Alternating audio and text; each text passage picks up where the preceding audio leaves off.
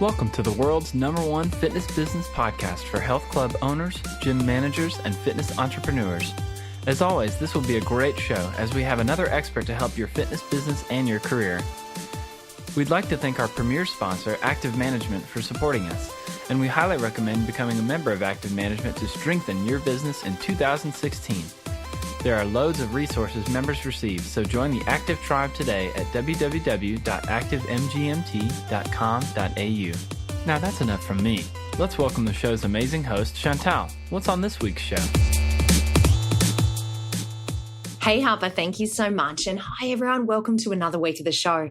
This week I'm joined by Jason Kelly. He's the New York Bureau Chief of Bloomberg and the author of a new book called Sweat Equity: Inside the New Economy of Mind and Body. Now, during the interview, we talked about how to connect with millennials. Jason tells us his thoughts on the future for a whole range of different business models in the fitness industry. And he also gives us some insights into reaching different markets, which includes some high-end corporates and what we classify as the currently inactive community. So there is lots and lots to look forward to today. So, Tribe, my copy of Club International magazine arrived in my letterbox this week, and there is a really good article in there about the fitness industry and charity fundraisers. And the article specifically talked about ALS research and how Team Quest for ALS and the Brooklyn Rock and Roll Half Marathon have joined forces to scale their fundraising efforts in order to achieve greater results. And I love that. They had Kevin McHugh, who is the COO of the Atlantic Club. And you guys might remember we actually had Kevin on the show back in show 30. And in relation to ALS research, he said that they're asking clubs across the country to get involved by running and by walking and participating in the challenge. There are some really, really good examples in the magazine about getting your club and your staff and your members involved. So if you want to know more, go and check out the August issue of Club Business International, or you can head to the website, which is Team Quest for ALS, and that's the number 4.org. Okay, Team Quest for ALS.org. I'll put it in the show notes. Now, it's time for me to ask you guys a favor. As I record this show, as I'm sitting here, we have just hit 50,000 downloads of the Fitness Business Podcast, and that makes me incredibly proud and incredibly happy that the show is reaching people all across the world. And hopefully, our tribe, you guys are loving the information that you're hearing every single week. So the favor that I have to ask you is this. Could you please jump onto Facebook and share one of our shows with a friend who you think will enjoy the information? It might be like another fitness business owner, it might be a colleague, it might be a mentor, it might be one of your staff members, anyone at all. I would really appreciate if you could do that, and that would help us share the love and share the knowledge. So thank you so much. The Fitness Business Podcast is very appreciative of our podcast partners. Here's a quick word from one of our partners. Active Management helps owners and managers have the business work for them. Test the quality of resources with a free download at www.fitnessbusinesspodcast.com/active. Okay. It is flashback time. Now, this week's flashback is show 30, whose main guest was Molly Kemmer. And it's also the show which features Kevin McHugh from the Atlantic Club, who I mentioned earlier. If you missed that show, go back and check it out. That's show 30, and you can find it on iTunes or at fitnessbusinesspodcast.com. So there is one last thing that I have to tell you, and it is this. I am a little bit excited, and to be perfectly honest with you, somewhat nervous about an interview that I have coming up this week. And that's because I'm actually interviewing Lee Dumas for one of our Podtober shows. If you're a regular podcast listener, then you're definitely going to know the name JLD or John Lee Dumas, because he's the founder and the host of EO Fire, Entrepreneur on Fire. It's an award-winning podcast where he interviews entrepreneurs 7 days a week. He has produced over 1,400 episodes, makes our show feel little, and makes 7 figures a year in revenue. He is absolutely incredible. I am super, super excited to bring you that into you. And that's coming up during Podtober. So to make sure that you don't miss out, just head over and subscribe to the show notes at fitnessbusinesspodcast.com.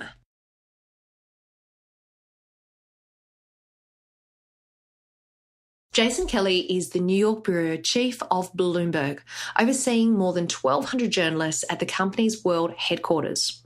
He's the author of Sweat Equity, Inside the New Economy of Mind and Body, published this April by John Wiley & Sons.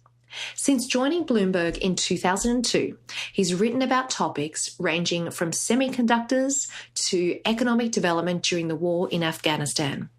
A frequent contributor to Bloomberg TV and host of conferences all around the world, Jason's also the author of The New Tycoons, Inside the trillion-dollar private equity industry that owns everything, in 2012.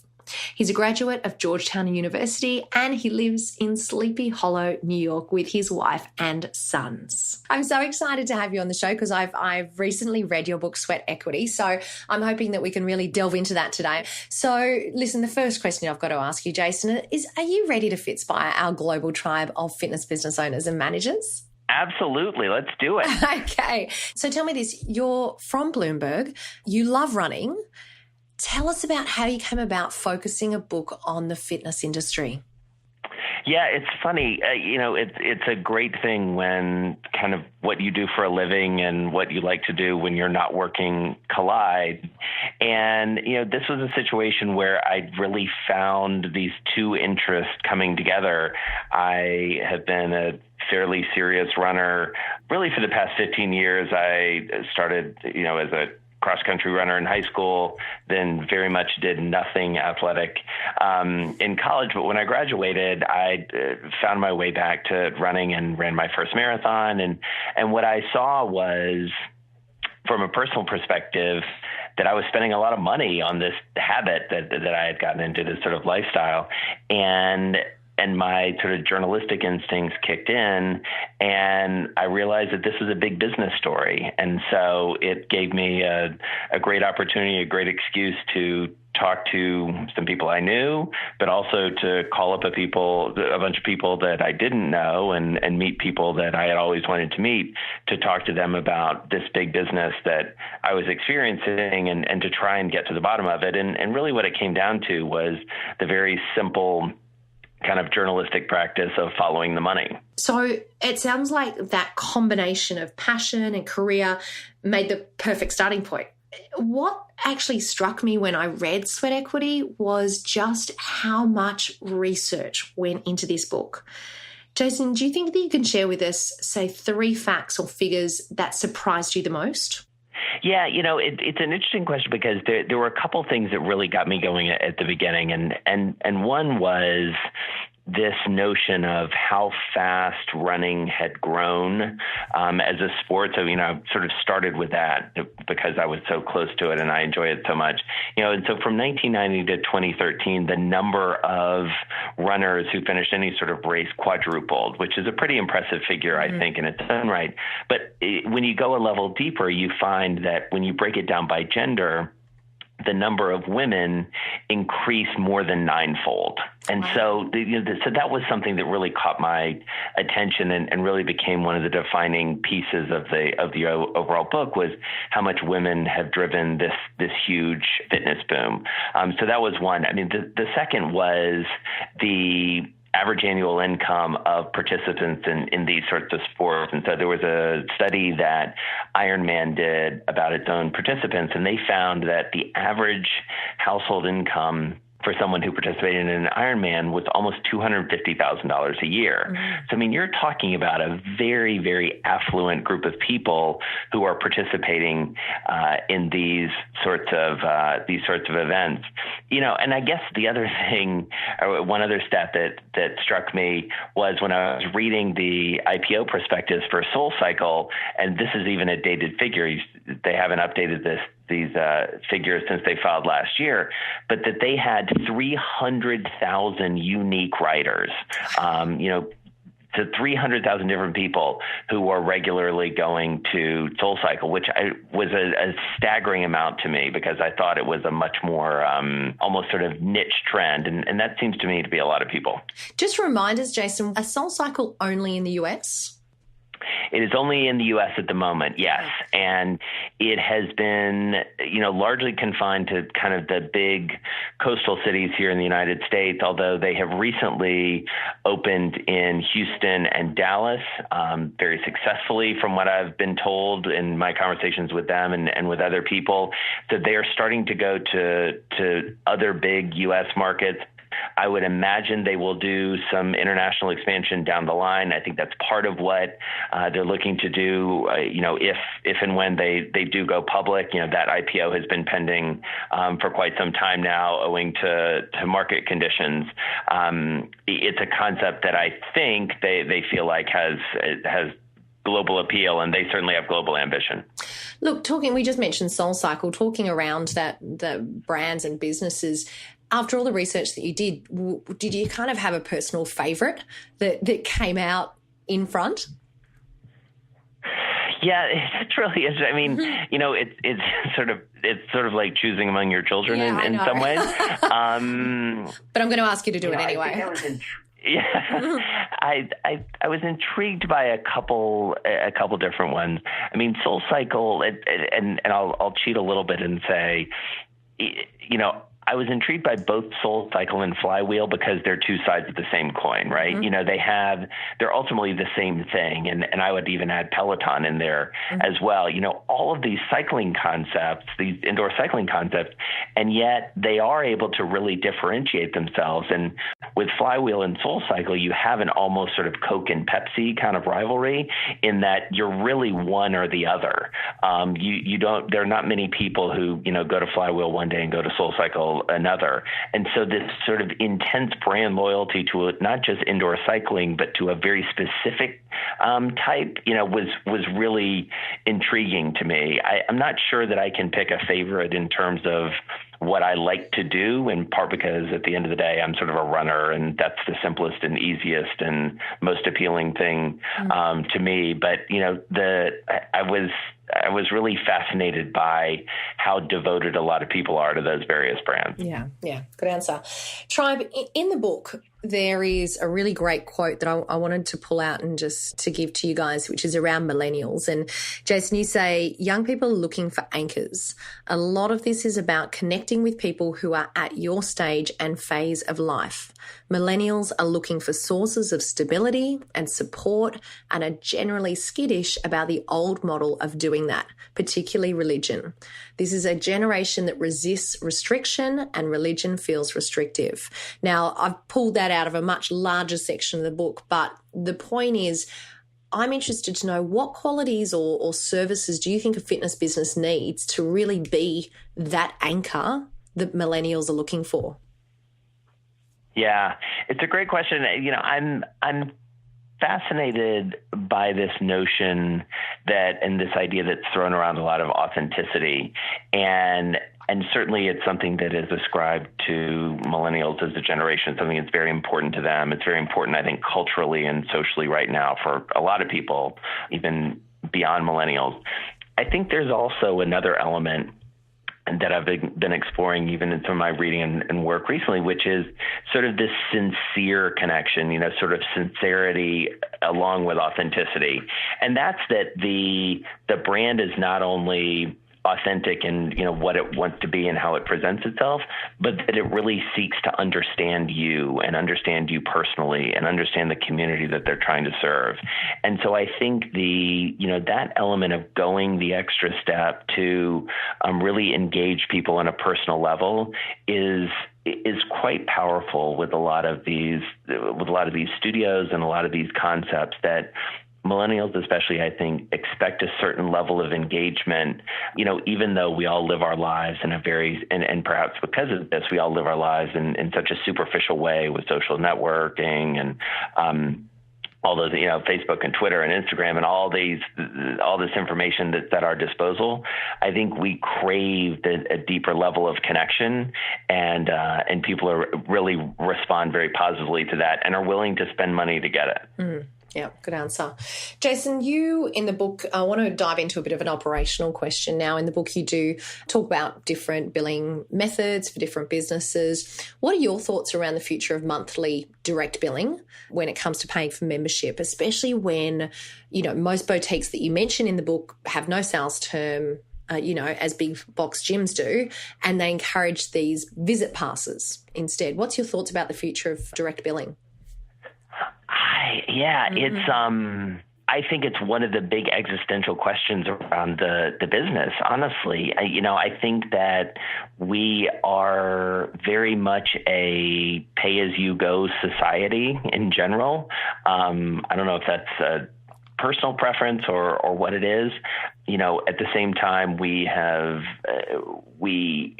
willing to, pay for things on a subscription basis like Netflix, Netflix being a very good example. I think Amazon Prime and others, have really sort of drawn people in.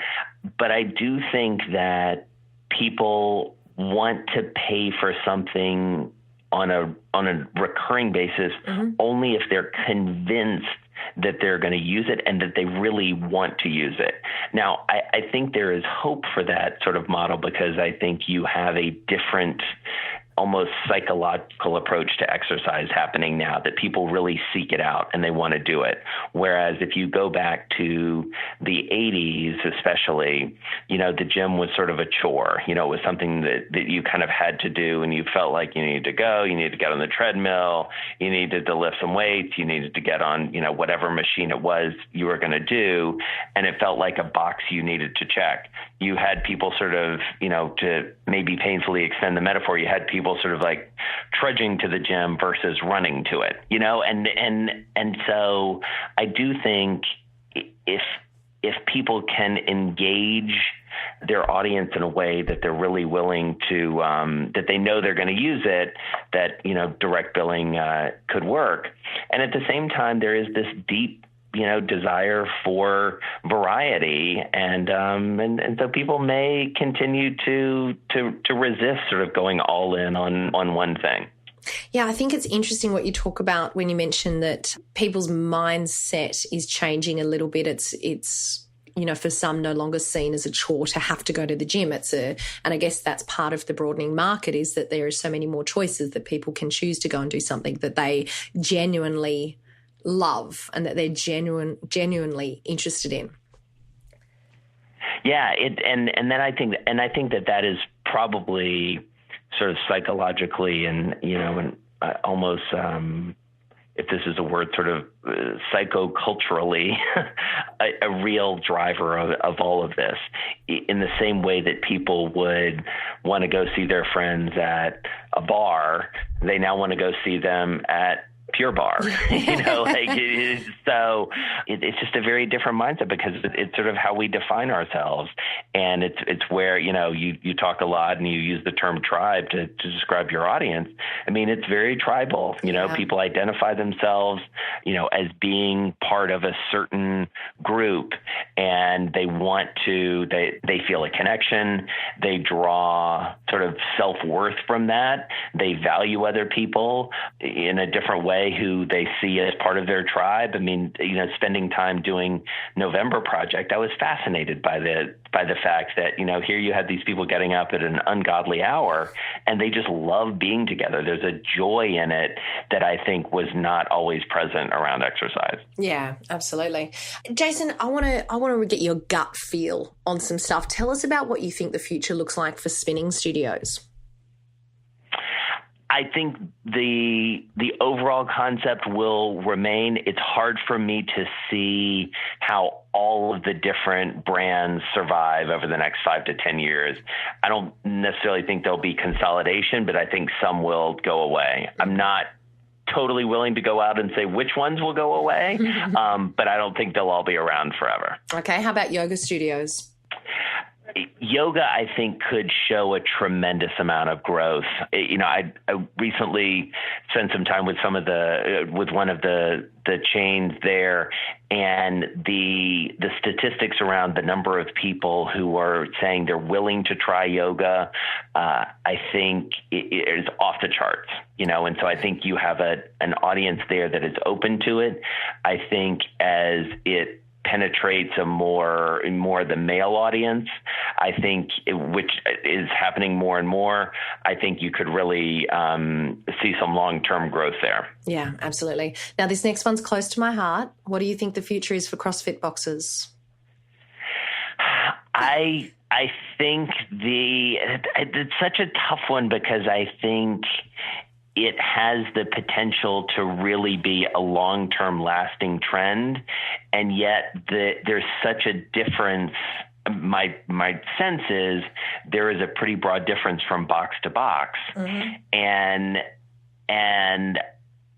it has the feeling of a movement, and there is a deep sense of community and connection to it, which is so important going forward. I don't know, because of the way it's constructed, whether the brand will really continue to be one that it kind of captures the entire market, if that makes sense. Yeah. How about 24-hour gyms? What's your thought about those kind of franchise 24-hour models? I'm sort of surprised that they continue to be as successful as they are, and yet I think that they play an important role in the market, because one of the great things, or one of the important things, I should say, that needs to happen is fitness generally needs to become more affordable. This is actually quite an affluent mega trend at the moment, and fitness needs to be, in my opinion, more accessible, and part of accessibility is just a lower cost. If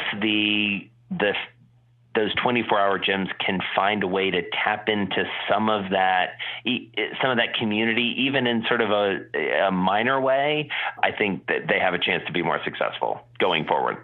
Last but not least, thoughts on big box gyms for the future? I guess my answer would be a little bit similar there. Mm-hmm. I think those gyms have a chance to be consolidators to some extent, as these various modalities, whether it's spinning or yoga or some of the high intensity stuff, some of the classes, as they become somewhat unsustainable as standalone businesses, the bigger boxes, I think, are the natural acquirers of that, because they will theoretically have the real estate to kind of flow some of those in. And then it becomes a question of how do you maintain kind of a sense of brand and a sense of identity. Equinox, I think, is a fascinating model in that, you have Equinox who, ultimately owns these kind of different concepts. Mm. They sort of incubated Soulcycle, sort of got Soulcycle on its way. They have a yoga concept. They have Blink, the lower end or cheaper, gym offering. So the sort of portfolio approach, I think, is a really interesting one.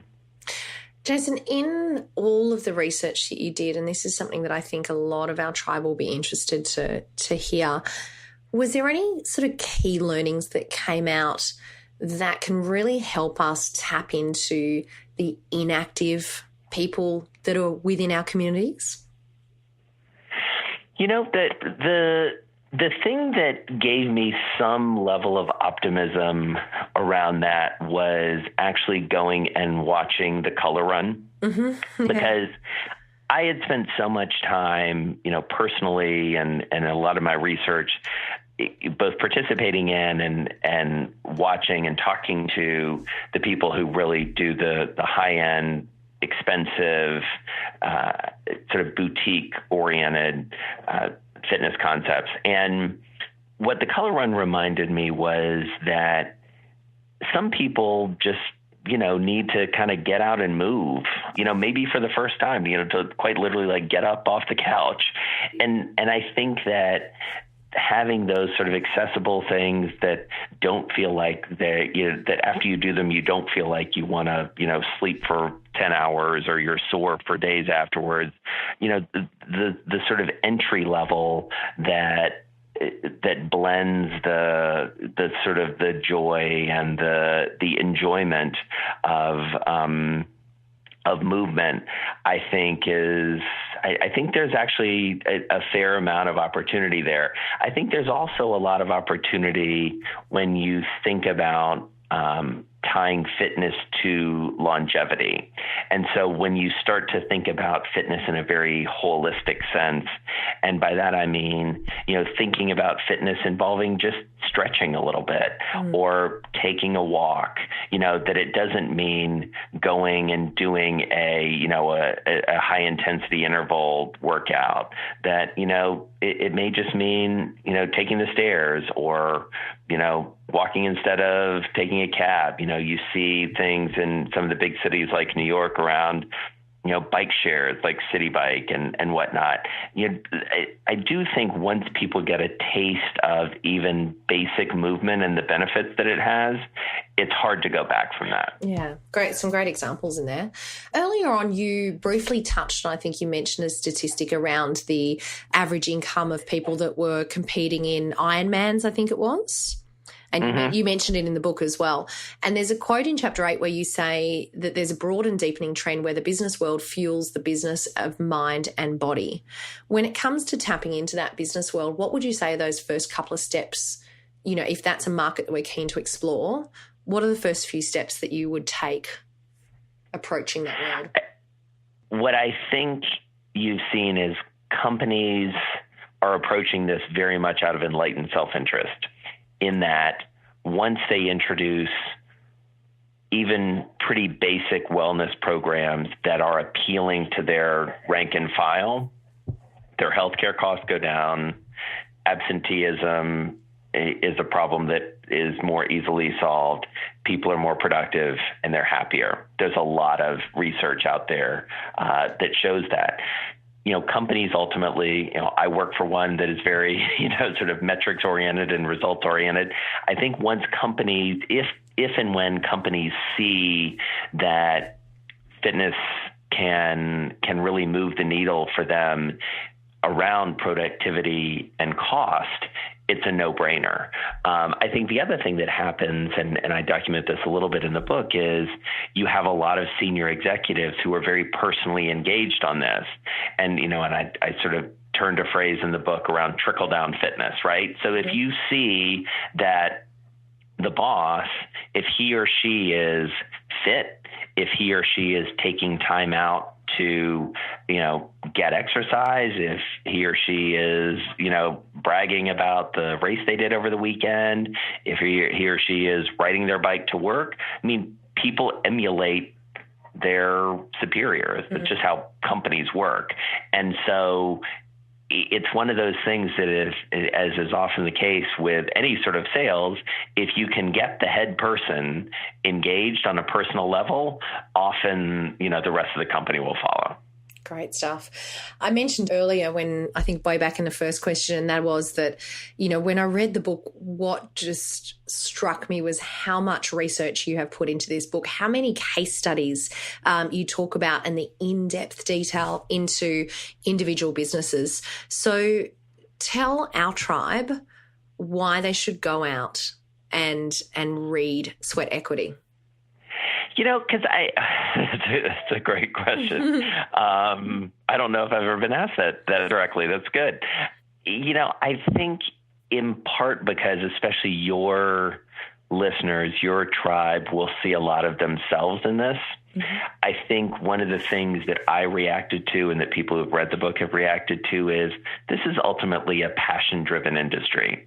People talk about these companies in a very personal way. And I've covered lots of different businesses over the years, and no one talks about their gravel company in the same way that they talk about their spinning concept. There's an engagement in this and a personal a personal passion and a deep interest that I think appeals to people, and I think they see themselves in a lot of this. And as I said to you before, getting people to talk was not the hard part of this. And I think people have invested so much of their of themselves in it that the companies in the book and the companies across this industry are very much a reflection of the people who create them, and even the professional managers who come in, have a deep personal interest in it. So I think it's a very intimate industry in a lot of ways, and I think that ultimately appeals to people. Yeah, absolutely. And I think you're right when you use that word passion. There is no shortage of passion within the fitness industry. Yeah. Tribe, before we hear Jason's 3 top tips, let's hear about one of our Fitness Business Podcast supporters. Are you interested in increasing your center's income and your trainer's income from small group training? Tribe Team Training is the new way to get more members engaged in small group training and paying extra. Click the Tribe Team Training link in the show notes or go to tribeteamtraining.com.au/podcast for your free formula to see how much income you can make from small group training. A huge thanks to Tribe Team Training. And now let's tune back in as Jason gives us his top 3 traits that he observed from fitness business owners that he researched for sweat equity. So I would say, I think the 3 things that I would say is, and these in some ways are, sort of broad business lessons that apply to just about anything, but I think they're so important in the fitness business, especially. The first is know your customer, and by know your customer, don't just think about that as my customer is generally a 30-something, woman who lives in a big city who, has 1.3 children and, likes to do yoga. It's more like knowing them as personally as you can, and not in terms of pulling data, but actually knowing where she comes from and what her goals are and how those may change over time. The second is, create opportunities for community. Don't force it, but create opportunities through which people can really form a bond with your brand by forming bonds with each other.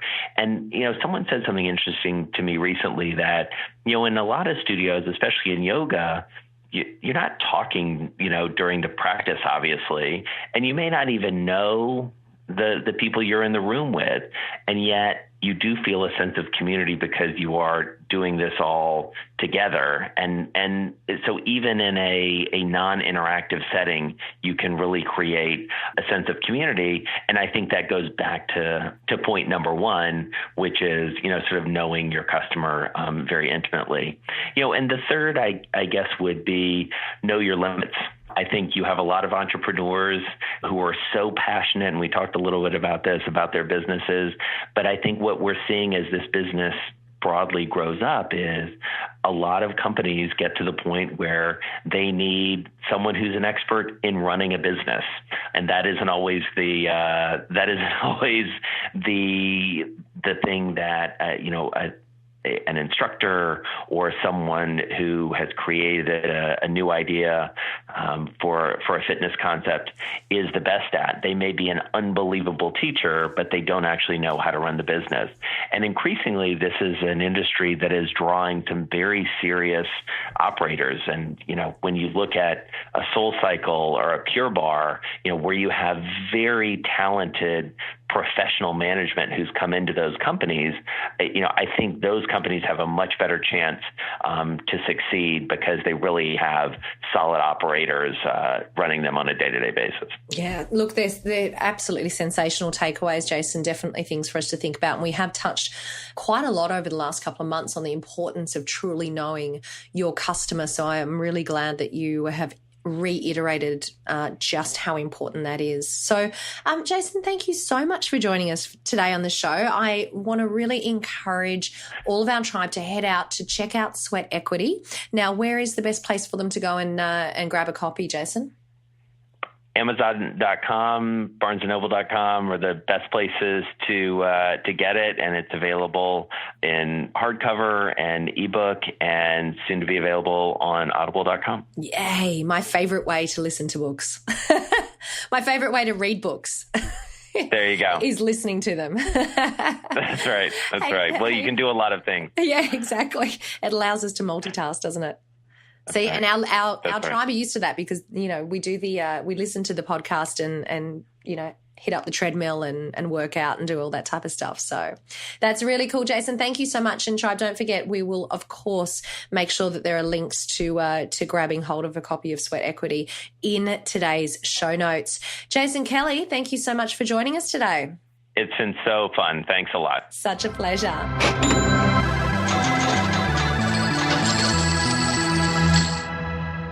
Get ready for this week's bonus segment, your extra injection of information, education, and inspiration to strengthen your fitness business. Tribe, it is a busy time of year because I've got another event to tell you about, and this one is kind of more for the Aussies that are listening in. But of course, if any of you fancy a visit to Oz, you might be interested in this too. This week I spoke to Mel Tempest. Mel is a health club owner, and she is here today to tell us about her upcoming event, the New Era of Fitness Business. Tribe, it's with great pleasure that I introduce you to Mel Tempest. Now, Mel is a health club owner, and she is here today to tell us about her upcoming event called the New Era of Fitness Business. Welcome to the show, Mel. Thank you. Thank you. Great to have you on. Now, do you want to tell us all about your event that's coming up? Absolutely, Chantel. Our fitness event is really targeted at any fitness business owner, fitness business professional who's wanting to enhance their business. That sounds excellent. And just what dates is that event going to be happening on? Okay, so the dates are October the 20th and 21st, and the event will be held actually at my club in Ballarat. So we're really looking forward to that. So it's a day and a half, and as I said, it's open to all fitness business owners or professionals who are wanting to enhance their business. Love the sound of that. So obviously a lot of our tribe is from overseas, but for those of you that are locals, if you're an Aussie or if maybe you're visiting, during those dates, you can pop over to Ballarat. So once again, that's October 20 and 21. So tell us a little bit about what people can expect if they come along to the New Era of Fitness Business. Okay, so what our goal is so that when these guys come along, that they're able to take away practical everyday tools to implement in a simple manner when they get back to their business. So what we want them to be able to do is to sit down, listen to what we've got to say, and we're going to go through some actual visual stuff as well. And we're actually going to get them to get out some of their phones and their laptops, and we're going to show them how to set up tools that when they go back to their business, that they'll be able to implement them in a simple way. And those tools are going to help them derive more income, but also at the same time, we're going to give them concepts and ideas to retain their current members. That sounds sensational. Tell us a little bit about who will be speaking at the event, Mel. Okay, so this is really special. We've got some amazing speakers. First of all, we've got Dennis from Healthy People. So if fitness business professionals are looking at recruiting more staff, Dennis will be coming along to speak for about half an hour on how healthy people can help enhance those decisions that they need to make when it comes back to recruiting. Now, also we've got Scott McKenzie coming along, who is known as Australia's leading lawyer when it comes to fitness business, and he'll be discussing some of the things that he's seeing that are reoccurring in clubs at the moment that seem to be ongoing issues for club owners. So he'll be discussing those topics, and he'll be doing a Q&A at the end. So this gives business professionals a great opportunity to actually ask questions about issues that could be going on in their club or something they feel might be coming up in the near future. We've also got Eugene from Jimmy Click Media. He's got some great new tools in his business, and he'll be discussing how those tools can help enhance people's clubs via social media. So that's pretty cool. I've seen some of his work, and it's really great. And of course, we've got Frank Nash coming in from the USA. And Frank is known as one of the US's leading club owners. And he's just absolutely phenomenal. He has an amazing club, an amazing income, which is pretty important. But most importantly, he's going to be teaching everybody the tools and the latest trends in the US that those fitness business professionals can then go back and then implement those into their club. And we'll also be sharing what trends you shouldn't go with if it doesn't meet your demographic, and what trends you should be looking at if it suits your demographic. That sounds like a seriously good lineup of speakers and of topics, Mel. I love the sound of that. So if any of our tribe members want a book, what do they need to do? Okay, it's very, very simple. Besides jumping on to the Mel Tempest Facebook page, they can simply log into Mel Tempest, MELTEMPEST.net/fitbiz, FITBIZ/new, NEW /. We've got plenty of video clips up on social media at the moment discussing all of the things that we will be doing over the 2 days. So if they need more information, please jump across to Facebook or to Instagram, and they'll see all of those 45-second teasers on what we'll be doing over a couple of days. That sounds great. Now, if anyone missed that website address, we'll make sure that we pop it in the show notes. So you can just head over to fitnessbusinesspodcast.com, check out the show notes for today, and we'll make sure we put a direct link in there for how to book as well. Mel, you've given us a really good rundown of the event. Is there anything else you want to add? Look, I want people to know that it's for everybody, okay? So it's for club owners who have been in the industry for many decades, and it's also for new personal trainers that may have just finished their courses and are thinking about opening up their own studios in the near future. It's going to be a workshop that's going to meet the need of all fitness business professionals. So we're aiming to give everybody, irrespective of how long they've been in the industry, some fantastic tools to take away and aim for success in 2017. Sounds sensational. Mel Tempest, thank you so much for joining us today on the show. You're welcome. It's time for the Fitness Business Podcast Wrap. Tribe, today's top takeaways are all around the subject of millennials. Jason said that a brand that wants to attract millennials must be sincere and be authentic. He said that they expect a certain level of engagement and expect businesses to go the extra step in order to connect with them. And he also said that because of social media, we live in quite a superficial way. And as such, we crave a deeper level of connection, and people are willing to spend money to get that. Tribe, I want to thank you for joining me for another week of the Fitness Business Podcast. And remember, what you leave behind is not what's engraved in stone monuments, but what is woven into the lives of others.